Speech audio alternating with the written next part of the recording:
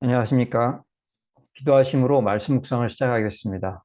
하나님 아버지, 저희가 말씀 묵상할 때 성령으로 함께해 주옵소서. 예수님 이름으로 기도합니다. 아멘. 오늘 본문 창세기 11장 내용은 다음과 같습니다. 대홍수 후에 사람들은 이동을 하다가 시날 평지에서 성과 탑을 건설할 계획을 합니다. 그러면서 탑 꼭대기를 하늘에 닿게 하여 우리 이름을 내고 지면에 흩어짐을 면하자 하였습니다. 이것을 보신 하나님께서 이들의 언어가 하나여서 이리 하는구나. 언어를 혼잡하게 하여 서로 알아듣지 못하게 하자 하셨습니다. 그러자 그들은 온 지면에 흩어지게 되었습니다. 셈의 자손은 아르박삭, 셀라, 나홀, 데라, 아브라함으로 이어집니다. 본문에 대하여 세 가지를 묵상하겠습니다.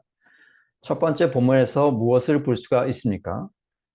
탑을 쌓아 이름을 내고 흩어지지 말자는 모습이 보입니다. 하나님은 창세기 1장 28절에서 인간에게 생육하고 번성하여 땅의 구석구석을 채우라 명하셨습니다. 그러나 인간은 신할 평지에 모여서 여기에 모여서 흩어지지 말자, 탑을 쌓아서 우리의 이름을 높이자 하고 있습니다. 이들은 하나님의 뜻에 반대로 행동하고 있으며 자신을 높이 하고 있습니다.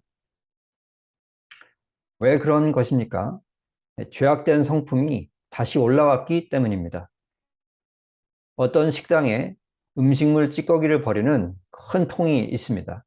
사람들은 식사 후에 여기에 남은 밥과 국과 반찬을 버립니다. 그러면 그 통은 찌꺼기들로 지저분해집니다.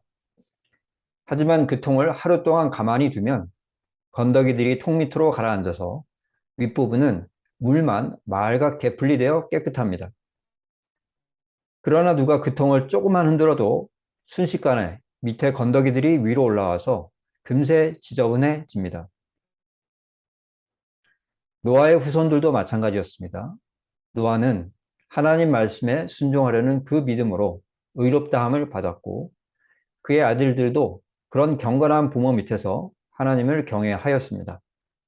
그러나 그런 경건한 가풍이 오래가지를 못했습니다.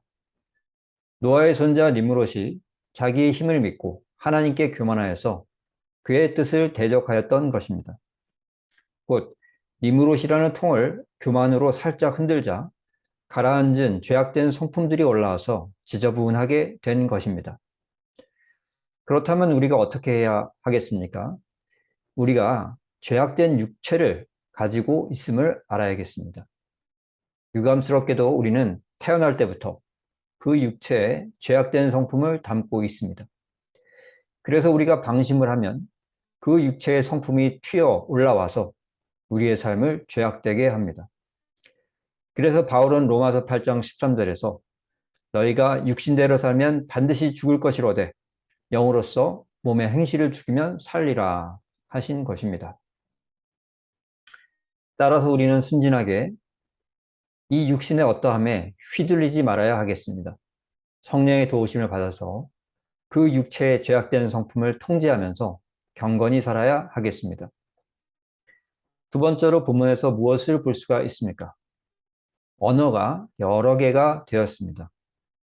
하나님은 바벨탑 쌓는 인간의 모습을 보시고 그들이 가진 하나의 언어를 혼잡하게 하셨습니다. 왜 이렇게 된 것입니까? 좋은 것을 악용하였기 때문입니다. 언어가 하나라면 정말 유익이 많을 것입니다. 각국에서 출판되는 책을 다 읽을 수 있고 세계 모든 사람과 자유롭게 의사소통을 할 수 있을 것입니다. 이렇게 되면 지식 습득, 교환이 빠르고 풍부하게 될 것입니다. 세계 어디를 가도 언어의 불편이 없고 편할 것이며 세계 모든 사람들에게 더 친절할 수도 있을 것입니다. 그러나 인간은 이 좋은 것을 악용하여서 자기를 높이고 하나님의 뜻을 대적하는 데 사용하였습니다. 그래서 인간은 이 좋은 것을 빼앗기게 된 것입니다. 그렇다면 어떻게 해야 하겠습니까? 주가 주신 좋은 것을 선용해야 하겠습니다. 하나님은 우리에게 시간을 주시고 힘을 주시고 물질을 주셨습니다. 이렇게 좋은 것들을 주신 이유는 나를 높이고 내 자신을 높이고 쾌락을 즐기고 탐욕을 충족시키라고 주신 것이 아닙니다. 그것으로 주님 뜻에 순종하여서 하나님의 마음을 기쁘게 하고 주님을 영화롭게 하라고 주신 것입니다. 따라서 우리는 좋은 것을 악용하다가 빼앗기는 자가 아니라 너는 내가 준 것들을 선용하는구나.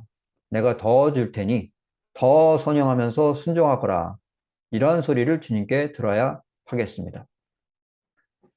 세 번째로 우리가 본문에서 무엇을 볼 수가 있습니까? 사람들이 온 지면에 흩어져 퍼졌습니다.